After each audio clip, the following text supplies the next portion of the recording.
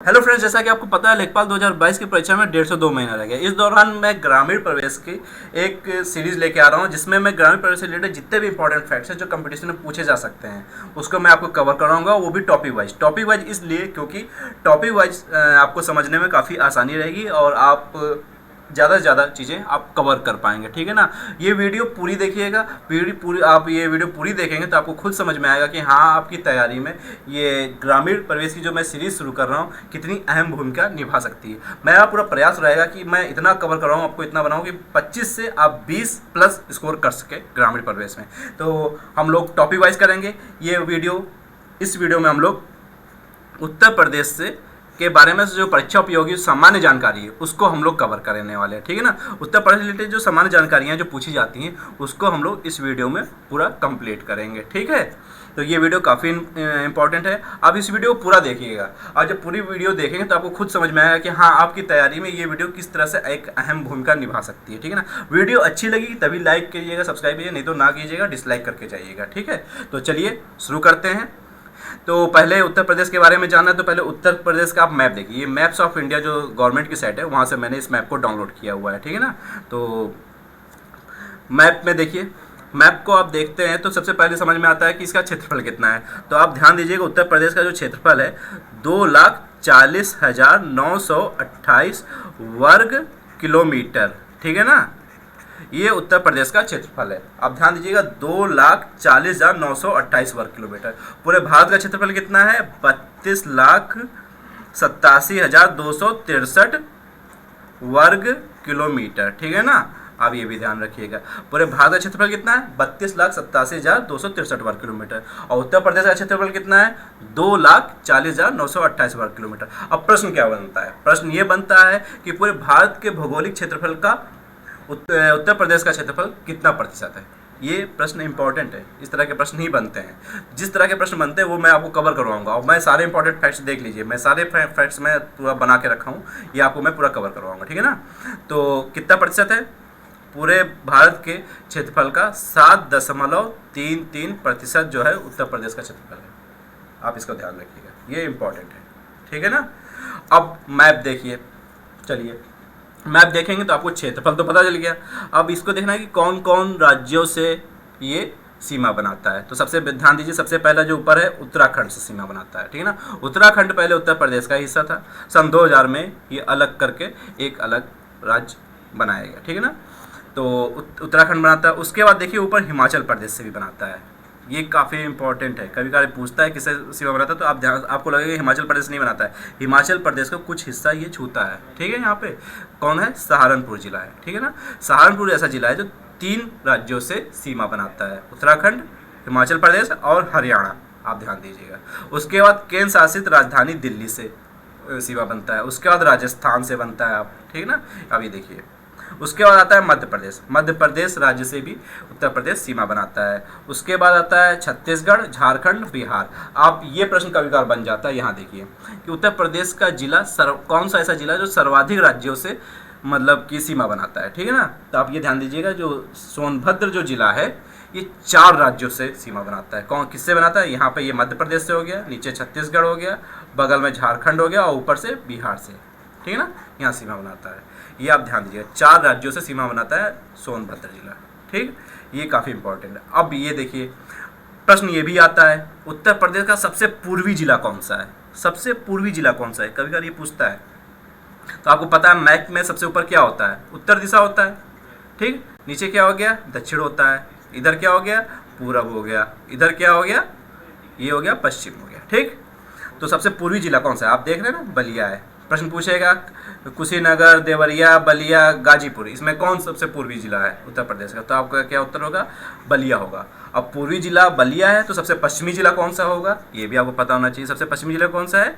ये शामली है। शामली जो है सबसे पश्चिमी जिला उत्तर प्रदेश का है। आपको इतनी चीज़ें इस मैप से आपको ध्यान रखना। बाकी सबसे छोटा जिला कौन सा, सबसे बड़ा जिला कौन सा है, ये मैं अभी आपको पूरा डिटेल में आपको बता दूंगा। ठीक है ना।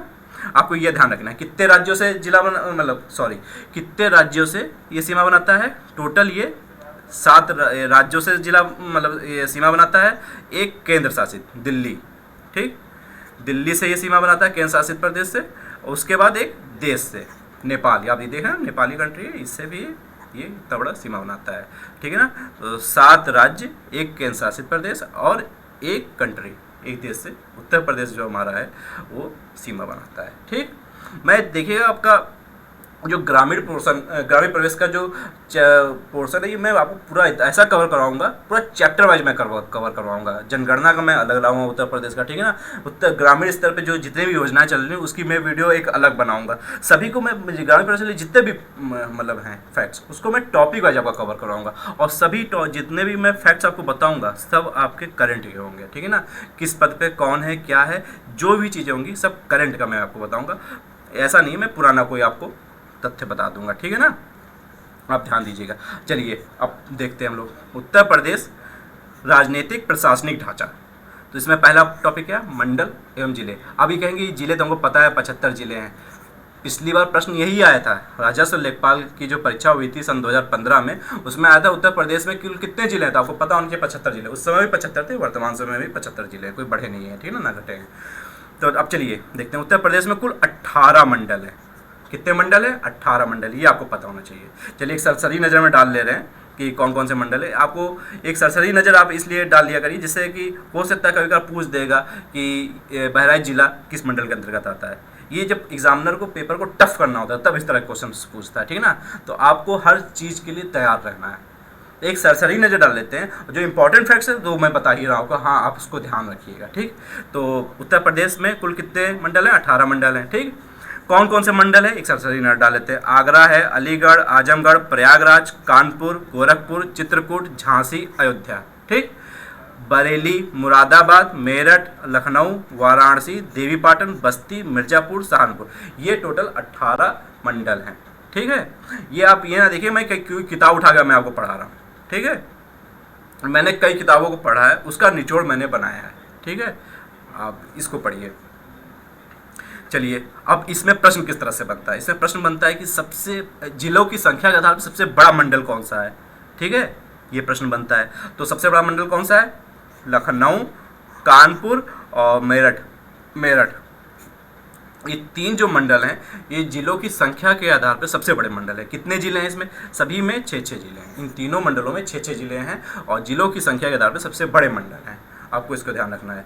सबसे बाद में गठित कौन सा हुआ मंडल, ये भी पूछ सकता है। तो सबसे बाद में अभी नवीनतम गठित कौन सा मंडल है, ये अलीगढ़ मंडल। ये आगरा मंडल से काट कर कुछ जिलों को अलीगढ़ मंडल एक बनाया गया था, ठीक है ना। चलिए आपको इतना याद रखना चाहिए। देखिए लिखा हुआ है नवीनतम गठित 18वां मंडल अलीगढ़ है, जिसे आगरा मंडल से अलीगढ़, एटा, कासगंज एवं हाथरस जिलों को काटकर बनाया गया है, ठीक।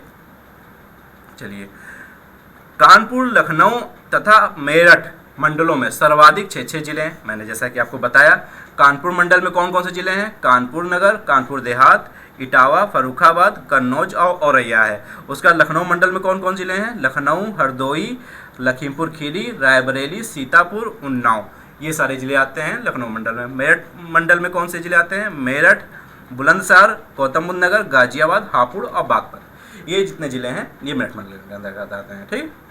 चलिए एक सरसरी नज़र डाल लेते हैं कि किस मंडल में कौन कौन से जिले आते हैं। एक सरसरी नज़र पर आप डाल लीजिए, आप सुन लीजिए, कुछ चीज़ें आपको ध्यान भी रहेंगी, ठीक है ना।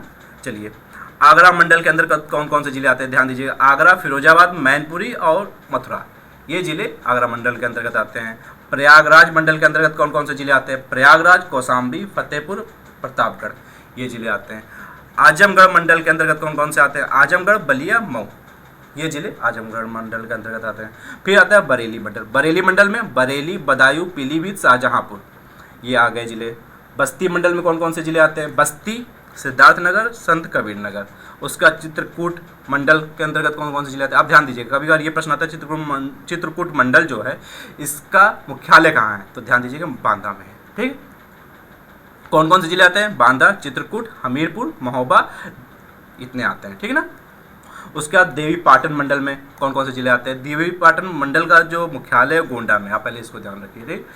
कौन कौन से जिले आते हैं, गोंडा, बहराइच, श्रावस्ती और बलरामपुर, ठीक। फिर उसके बाद आता है अयोध्या मंडल। अयोध्या मंडल में कौन कौन से जिले हैं, अयोध्या, अंबेडकर नगर, बाराबंकी, सुल्तानपुर, अमेठी। फिर गोरखपुर मंडल में कौन कौन से जिले हैं? गोरखपुर, कुशीनगर, देवरिया, महाराजगंज। फिर झांसी मंडल में कौन कौन से जिले हैं? झांसी, जालौन, ललितपुर। एक सरसरी नजर डाल लीजिए जिससे आपके दिमाग में कुछ रहेगा कि हाँ बहराइच मंडल किस मंडल, बहराइच जो जिला है वो किस मंडल के अंतर्गत आता है, तो आप बता पाएंगे कि ये देवी पाटन मंडल के अंतर्गत आता है। ठीक है ना, एक सरसरी नजर आप रखेंगे तो आपको ध्यान में रहेगा। ठीक है। मिर्जापुर मंडल में कौन कौन से जिले आते हैं? मिर्जापुर, भदोही और सोनभद्र जिला आता है। मुरादाबाद मंडल में कौन कौन से जिले आते हैं? मुरादाबाद, बिजनौर, रामपुर, अमरोहा और संभल ये आता है। उसके बाद वाराणसी मंडल के अंतर्गत कौन कौन से जिले आते हैं? वाराणसी, चंदौली, गाजीपुर, जौनपुर। फिर सहारनपुर मंडल में कौन कौन से जिले आते हैं? सहारनपुर, मुजफ्फरनगर और शामली। ठीक है ना, ये जिले आते हैं। देखिए ग्रामीण प्रवेश जो है ना ये बहुत ही इंपॉर्टेंट मतलब कि एक सब्जेक्ट है, क्योंकि देखिए हिंदी, गणित, आपके क्या क्या सिलेबस है। देखिए एक हिंदी आना है, ठीक है, उसके बाद क्या आना है? मैथ आना है, ठीक, उसके बाद जीए आना है और उसके बाद ग्रामीण प्रवेश आना है। ठीक, हिंदी भी 25 नंबर का है, मैथ भी 25 नंबर का है, जीए भी 25 नंबर का है और ग्रामीण प्रवेश भी 25 नंबर का है। ठीक है ना, आप ये देखिए हिंदी, मैथ, जीए तो सभी में पूछे जाते हैं, अन्य सभी परीक्षाओं में। ग्रामीण पर चकबंदी लेखपाल हो गया, राजस्व लेखपाल हो गया, ठीक है ना, यही एक दो परीक्षाओं में आता है। तो ये जो सब्जेक्ट्स हैं ये आपको सिलेक्शन तक पहुंचाते हैं और ग्रामीण प्रवेश जो है राजस्व लेखपाल में ये आपको सिलेक्शन दिलाएगा। ठीक है ना, इसकी तैयारी सभी करते हैं लेकिन इसकी तैयारी बहुत कम करते हैं। ठीक है ना, ये जो सब्जेक्ट है आपको सिलेक्शन दिलाएगा, ये सब्जेक्ट आपको सिलेक्शन तक पहुंचाएंगे। ये इसमें सभी बच्चे तैयारी कर रहे हैं, सभी बच्चे इसमें नंबर लाएंगे, लेकिन इसमें जो नंबर निकाल ले गया वही सिलेक्शन दिलाएगा। इसीलिए मैंने टारगेट किया है कि ग्रामीण प्रवेश के सारे टॉपिक्स मैं आपको कवर करवा दूँ पेपर होने से पहले। देखिएगा मई लास्ट तक मेरे ख्याल से पेपर हो जाना चाहिए और मैं पेपर से पहले मैं आपका ये पूरा ग्रामीण प्रवेश का सारा टॉपिक मैं आपको कवर करवा दूंगा। चैनल को जरूर सब्सक्राइब कर लीजिएगा, ठीक है ना, जिससे आने वाली वीडियो की नोटिफिकेशन आपको पहुंच जाएगी। ठीक है ना, चलिए आगे देखते हैं। उत्तर प्रदेश में 4 आर्थिक संभाग बनाए गए हैं, बहुत इंपॉर्टेंट है, ध्यान रखिएगा। उत्तर प्रदेश में कितने आर्थिक संभाग हैं? तो 4 आर्थिक संभाग है। कौन कौन से? पश्चिमी, केंद्रीय, बुंदेलखंड एवं पूर्वी, ये 4 आर्थिक संभाग है। ठीक, उत्तर प्रदेश में वर्तमान समय में कितने जिले हैं? 75 जिले हैं। ध्यान रखिएगा पिछली परीक्षा में पूछा भी गया था, सन 2015 की परीक्षा में, सन 2015 की राजस्व लेखपाल की जो परीक्षा थी उसमें पूछा गया था कि उत्तर प्रदेश में कुल कितने जिले हैं? तो 75 जिले। वर्तमान समय में भी 75 जिले हैं, आप इसका ध्यान रखिएगा। नवीनतम जिला हापुड़, संभल और शामली ये जिले बनाए गए थे। कब बनाए गए थे और किसने बनाया था? इसकी घोषणा तत्कालीन मुख्यमंत्री सुश्री मायावती जी द्वारा क्रमशः पंचशील नगर, भीमनगर और प्रबुद्ध नगर के रूप में 28 सितंबर सन 2011 को की गई थी। ठीक है ना, फिर जुलाई 2012 में उत्तर प्रदेश सरकार द्वारा अधिसूचना जारी करके पुनः इन जिलों का नाम हापुड़, संभल और शामली कर दिया गया था। ठीक, ये ध्यान रखिएगा।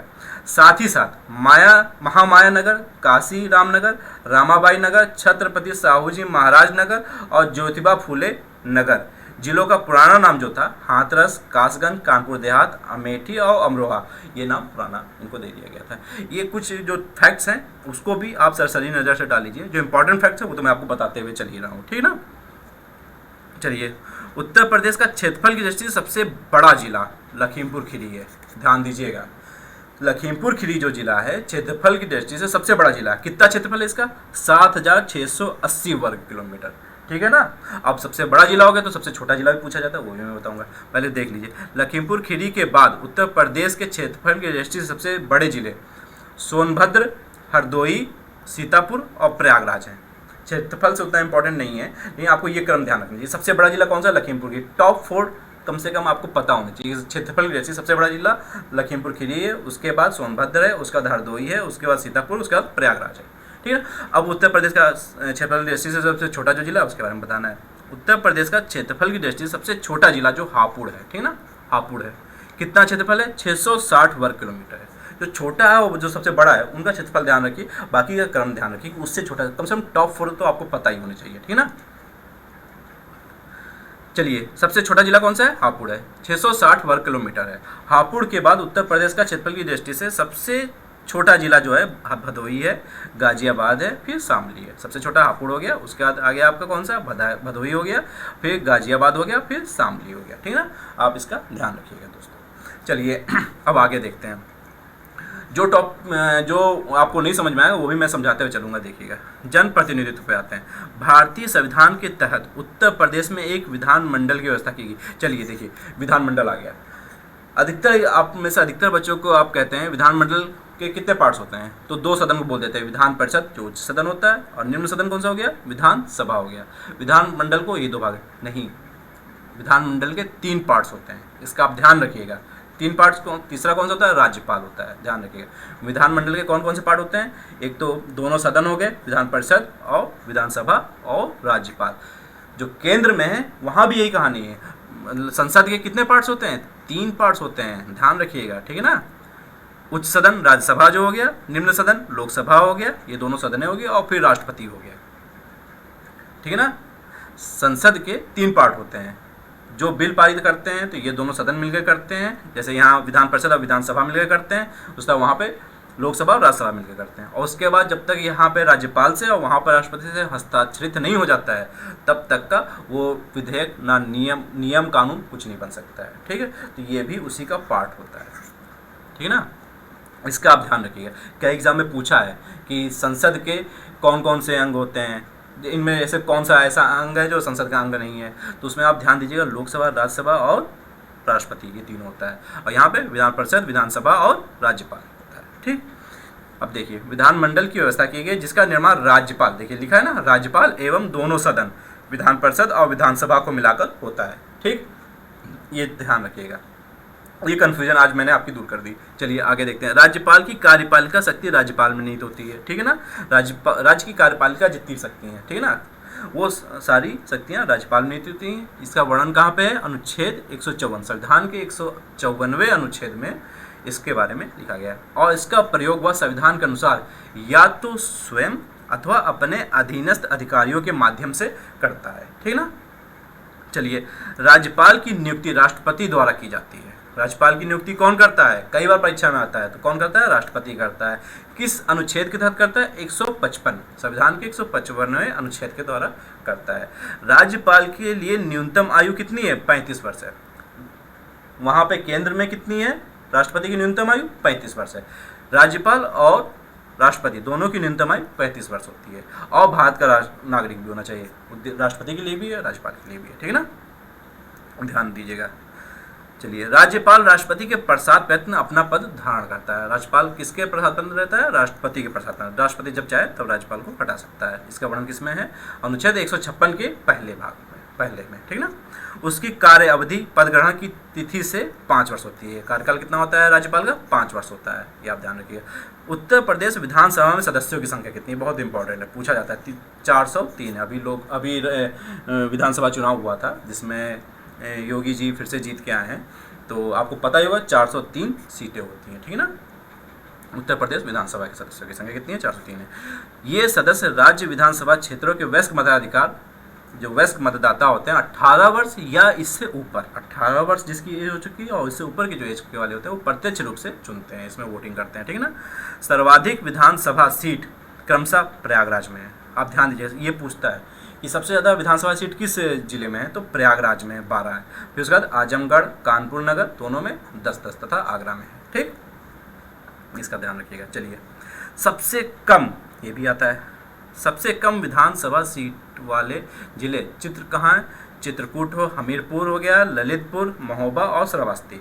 प्रत्येक में 2-2 सीटें हैं। जितने भी ये जिले बताए मैंने, चित्रकूट, हमीरपुर, ललितपुर, महोबा और श्रावस्ती, इसमें 2-2 सीटें हैं, ठीक। उत्तर प्रदेश विधान परिषद में कुल सदस्यों की संख्या कितनी है, 100 है। ये काफ़ी इंपॉर्टेंट है और कई बार एग्जाम में पूछा गया, अलग अलग एग्जाम में, ध्यान रखिएगा। विधान परिषद जो उच्च सदन है राज्य का, उसमें सदस्यों की कुल संख्या कितनी है, 100 है। विधान परिषद एक स्थायी सदन है। हमेशा ध्यान दीजिएगा, उच्च सदन जो होता है वो स्थायी सदन होता है। केंद्र में जो राज्य सभा है वो स्थायी सदन हो गया, और यहाँ पे स्टेट में जो विधान परिषद जो है वो स्थायी सदन हो गया। इसके प्रत्येक सदस्य का कार्यकाल 6 वर्ष होता है। इसका ध्यान दीजिएगा, 5 वर्ष ना लिख दीजिएगा, 6 वर्ष होता है। राज्यसभा में भी 6 वर्ष होता है और विधान परिषद में भी 6 वर्ष होता है, ठीक। भारतीय संविधान के अनुसार विधान परिषद का गठन या समापन राज्य विधानसभा के संकल्प प्रस्ताव पर संसद द्वारा किया जाता है, ठीक। इसका वर्णन किसमें है, 169 में। उत्तर प्रदेश से लोकसभा हेतु 80 सदस्य, बहुत इंपॉर्टेंट, ध्यान दीजिएगा, 80 सदस्य निर्वाचित होते हैं और देश में ये सर्वाधिक है। सबसे ज़्यादा निर्वाचित सदस्य कहाँ से होते हैं लोकसभा के लिए? उत्तर प्रदेश से होते हैं। कितने होते हैं? 80 सदस्य होते हैं, ध्यान दीजिएगा। अब राज्यसभा में कितने होते हैं? वो भी सर्वाधिक होगा। उत्तर प्रदेश जनसंख्या की दृष्टि से सबसे बड़ा राज्य है तो यहीं से होगा। राज्यसभा में उत्तर प्रदेश से 31 सदस्य निर्वाचित होते हैं, ठीक है ना, प्रतिनिधित्व करते हैं और ये देश में सर्वाधिक है। राज्य के मुख्यमंत्री की नियुक्ति राज्यपाल द्वारा की जाती है, ठीक, तथा राज्यपाल मुख्यमंत्री के परामर्श पर अन्य मंत्रियों की नियुक्ति करता है। ध्यान दीजिएगा, अभी आपने देखा होगा जो हमारे राज्य में मुख्यमंत्री योगी आदित्यनाथ जी हैं, उनको शपथ किसने दिलवाया था? राज्यपाल ने दिलवाया था, ठीक है ना। तो राज्यपाल जो हैं वो मुख्यमंत्री की नियुक्ति करता है, इसका आप लोग ध्यान रखिएगा। चलिए, उत्तर प्रदेश के प्रथम मुख्यमंत्री पंडित गोविंद बल्लभ पंत है, आप इसका ध्यान रखिएगा, ठीक है ना। पंडित गोविंद बल्लभ पंत जो उत्तर प्रदेश के प्रथम मुख्यमंत्री, कब से कब तक थे? 1 अप्रैल 1946 से लगाकर 27 दिसंबर 1954 तक, ठीक। नारायण दत्त तिवारी उत्तर प्रदेश के ऐसे एकमात्र राजनीतिज्ञ हैं जिन्होंने उत्तर प्रदेश के अलावा एक दूसरे राज्य उत्तराखंड के मुख्यमंत्री पद को भी सुशोभित किया है, इसका आप ध्यान रखिए। कभी कभी देखिए जब एग्जामिनर को पेपर को टफ करना होता है ना तो इस टाइप के क्वेश्चन पूछता है, ठीक है। तो आप इन सब चीज़ों पे भी सरसरी नज़र एक डालिए, जिससे हो सकता है आपको एग्ज़ाम देते समय ये बात ध्यान में आ जाए, ठीक है ना। एक सरसरी नज़र डालिए और वीडियो को देखिए पूरा और देखिएगा कि ये किस तरह से जो ये मैं सीरीज आपके लिए चला रहा हूँ, ये ग्रामीण प्रवेश का, ये कितनी अहम भूमिका निभाएगा आपकी तैयारी में, ठीक है। मैंने भी पेपर दिया था 2015 में, मैंने भी सिलेक्शन लिया है लेखपाल की परीक्षा में, हालांकि मैं उसको ज्वाइन नहीं किया हूँ, मैं दूसरे विभाग में हूँ। सुबह 10 से लगा के शाम को 6, 7, 8 बजे तक मैं ड्यूटी करता हूँ, उसके बाद आके मैं वीडियो बनाता हूँ। इस समय करीब 12, साढ़े 12 बज रहा होगा, इस समय मैं बैठ के वीडियो बना रहा हूँ, ठीक है ना। काफ़ी मेहनत कर रहा हूँ। आप ये वीडियो सही लगेगी तभी लाइक कीजिएगा, ठीक है ना, शेयर कीजिएगा और सब्सक्राइब कीजिएगा चैनल को। सही नहीं लगेगी तो डिसलाइक कीजिएगा इस वीडियो को, ठीक है ना। और आपके अंदर जो भी प्रश्न होंगे ग्रामीण प्रवेश से रिलेटेड, जो अभी मैं पढ़ा रहा हूँ इससे रिलेटेड जितने भी क्वेश्चंस होंगे, आप कमेंट बॉक्स में पूछिएगा, मैं देखिएगा उसी दिन मैं रिप्लाई करूँगा, आपको मैं जवाब दूंगा, ठीक है। चलिए, मैं एग्ज़ाम तक आपके साथ, मैं आप तैयारी में पूरी तरह से अपने जितना भी मैं हो सकता मैं अपनी तरफ से योगदान दूंगा, ठीक है ना। चलिए देखते हैं आगे। उत्तर प्रदेश के सबसे युवा मुख्यमंत्री, सबसे कम उम्र में मुख्यमंत्री कौन बने? अखिलेश सिंह यादव जी हैं, ठीक है ना, जिन्होंने 15 मार्च सन 2012 से 19 मार्च 2017 तक उत्तर प्रदेश के क्रम के अनुसार 31वें और व्यक्ति के अनुसार 20वें मुख्यमंत्री का पदभार संभाला है, ठीक है ना। क्रम के अनुसार 31वें हो गया और कुछ व्यक्ति हैं जो 4 कार्यकाल के, जैसे सुश्री मायावती जी हैं, उनका 4 कार्यकाल हो गया, ठीक है ना, या इस टाइप से है। तो व्यक्ति के अनुसार 20वें मुख्यमंत्री हो गए। अब इस समय वर्तमान समय में योगी आदित्यनाथ जी मुख्यमंत्री, तो क्रम से व्यक्ति के क्रम में कौन से हैं? वो 21वें हो गए, ठीक है ना। और ये योगी आदित्यनाथ का दूसरा कार्यकाल शुरू हुआ है, तो ये कौन सा हो गया? 33वां कार्यकाल इनका शुरू हो गया, ठीक, आपको ध्यान रखना। इनका नहीं, मतलब उत्तर प्रदेश के 33वें मुख्यमंत्री एक तरह से हो गए, व्यक्ति के अनुसार ये 21वें हो गए, ठीक, ये ध्यान रखिएगा। चौधरी चरण सिंह एवं विश्वनाथ प्रताप सिंह ने उत्तर प्रदेश के मुख्यमंत्री रहने के साथ साथ भारत के प्रधानमंत्री पद को भी सुशोभित किया है। जैसे कि वर्तमान समय में जो प्रधानमंत्री श्री नरेंद्र मोदी जी हैं, वो गुजरात के इससे पहले मुख्यमंत्री थे, आपको पता ही होगा, ठीक है ना। तो उसी तरह हमारे जो राज्य से चौधरी चरण सिंह और विश्वनाथ प्रताप सिंह, ये 2 ऐसे मुख्यमंत्री जो हुए हैं जो आगे चल के भारत के प्रधानमंत्री बने हैं, ठीक, इसका आप ध्यान रखिएगा। उत्तर प्रदेश की पहली महिला मुख्यमंत्री, उत्तर प्रदेश की नहीं, ये पूरे भारत की पहली महिला मुख्यमंत्री रही हैं। कौन रही हैं? श्रीमती सुचेता कृपलानी जी रही हैं, ठीक है ना। 2 अक्टूबर 1963 से लगा के 13 मार्च 1967 तक थी, ठीक है ना, आप इसका ध्यान रखिएगा। चलिए, सुश्री मायावती एकमात्र राजनीतिज्ञ हैं जिन्होंने उत्तर प्रदेश के मुख्यमंत्री पद को 4 बार सुशोभित किया है। सबसे सर्वाधिक बार ये मुख्यमंत्री बनी है, 4 बार मुख्यमंत्री बनी है मायावती जी, ठीक है ना। उसका देखिए, जवाहरलाल नेहरू, लाल बहादुर शास्त्री, इंदिरा गांधी, चौधरी चरण सिंह, राजीव गांधी, विश्वनाथ प्रताप सिंह, चंद्रशेखर और अटल बिहारी वाजपेयी उत्तर प्रदेश के ऐसे राजनीतिज्ञ हैं देखिएगा, उत्तर प्रदेश के ऐसे राजनीतिज्ञ हैं जो भारत के प्रधानमंत्री रहे हैं और वर्तमान जो प्रधानमंत्री नरेंद्र मोदी जी हैं उत्तर प्रदेश के वाराणसी जनपद से ये प्रतिनिधित्व कर रहे हैं, ठीक है ना। उत्तर प्रदेश की प्रथम राज्यपाल, ये उत्तर प्रदेश की ही नहीं पूरे भारत की प्रथम महिला राज्यपाल श्रीमती सरोजनी नायडू, सॉरी वो थोड़ी तबीयत खराब है इसलिए थोड़ी जवान लड़खड़ा जा रही, उसके लिए मैं सॉरी बोल रहा हूँ, ठीक है ना। श्रीमती सरोजनी नायडू जो है 15 अगस्त 1947 से 2 मार्च 1949 तक रही हैं, ठीक है ना, इसका आप ध्यान रखिएगा। उत्तर प्रदेश की वर्तमान राज्यपाल श्रीमती आनंदीबेन पटेल जी हैं, ठीक। उत्तर प्रदेश की प्रथम विधानसभा, उत्तर प्रदेश की प्रथम विधानसभा का गठन 8 मार्च 1952 को हुआ था, ये आप ध्यान रखिएगा। उत्तर प्रदेश की प्रथम जो विधानसभा थी उसका गठन 8 मार्च 1952 को हुआ था। फिर उत्तर प्रदेश विधानसभा के प्रथम अध्यक्ष राजश्री पुरुषोत्तम दास टंडन 31 जुलाई 1937 से 10 अगस्त 1950 तक थे, ठीक है ना। ये प्रथम अध्यक्ष थे विधानसभा के राजश्री पुरुषोत्तम दास टंडन, इन्हीं के नाम पे एक ओपन यूनिवर्सिटी भी बनाई गई है, ठीक है ना, राजश्री पुरुषोत्तम दास टंडन ओपन यूनिवर्सिटी, ठीक है ना। वर्तमान में उत्तर प्रदेश विधानसभा के अध्यक्ष भाजपा के श्री हृदय नारायण दीक्षित हैं, 17वीं विधानसभा के। उत्तर प्रदेश में विधान परिषद का गठन वर्ष 1937 में हुआ था। बहुत सारे कभी कभी ये प्रश्न आता है, कई बार एग्जाम में आया भी है, उसमें आप लोग देखते हैं कि देश की आज़ादी 1947 के बाद देखते हैं, लेकिन ध्यान दीजिए विधान परिषद का जो गठन हुआ था 1937 में हो गया था, ठीक है ना। श्री चंद्रमाल उत्तर प्रदेश विधान परिषद के प्रथम सभापति थे, ठीक है, आप इसका ध्यान दीजिएगा। सबसे पहले जो 1937 में विधान परिषद गठित हुई थी उसके जो प्रथम सभापति जो थे श्री चंद्रमाला थे, ठीक। अब यह ध्यान दीजिएगा विधान परिषद में सभापति होता है, ठीक, और विधानसभा में कौन होता है, अध्यक्ष होता है। विधानसभा में अध्यक्ष होता है, विधान परिषद में सभापति होता है। चलिए देखिए, वर्तमान में उत्तर प्रदेश के मुख्य निर्वाचन अधिकारी अजय कुमार शुक्ल हैं, ये वर्तमान समय में है। अगर ये प्रश्न आता है उत्तर प्रदेश के मुख्य निर्वाचन अधिकारी कौन है तो आप बताएंगे अजय कुमार शुक्ल, ठीक है ना। तो चलिए ये वीडियो यहीं पे हम ख़त्म करते हैं और अगली वीडियो में ये जो टॉपिक है उत्तर प्रदेश के बारे में जो भी सामान्य परिचय जो है ये मैं आपको ये अगली वीडियो में पूरा कंप्लीट करवा दूंगा, ठीक है ना। उसके बाद हम लोग पढ़ेंगे उत्तर प्रदेश में ग्रामीण स्तर पे जो योजनाएं चल रही हैं, चाहे वो स्टेट गवर्नमेंट की हो चाहे सेंट्रल गवर्नमेंट की हो, उनको हम लोग पढ़ेंगे क्योंकि योजनाएं बहुत इंपॉर्टेंट है। पिछली परीक्षा में 4 से 5 योजनाएं पूछी गई थी। 2015 की परीक्षा में जो दो पालियों में परीक्षा हुआ था, दोनों पालियों में 4 से 5 योजनाएं आई थी। योजनाएं बहुत इंपॉर्टेंट है और योजनाओं में क्या क्या पूछा जाता है, हमको कैसे पढ़ना चाहिए, ठीक है ना। सब कुछ पढ़ने की आवश्यकता नहीं, आपको PhD नहीं करना है, ठीक है ना। आपको वो फैक्ट्स पढ़ने हैं जो एग्जाम में पूछा जाता है। आपको एग्जाम टारगेट करना है, आपको पास ज़्यादा समय नहीं है, 30 से 45 दिन है, ठीक है ना। आपको हिंदी, गणित और GA भी कवर करना है और इधर ये मैं आपका पूरा कवर करवा दूंगा, ठीक है।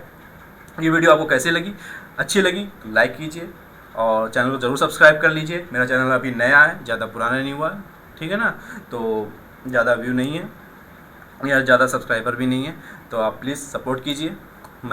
और आपके सपोर्ट से मेरा मनोबल बढ़ता है और मेरे अंदर और भी मतलब कि ऐसा फील होता है कि मुझे और भी मेहनत करनी चाहिए आपके लिए, कि जिससे मैं आपकी सिलेक्शन में, आपकी तैयारी में, आपके जॉब लगने में मैं अपने आप एक छोटा सा योगदान दे सकूं।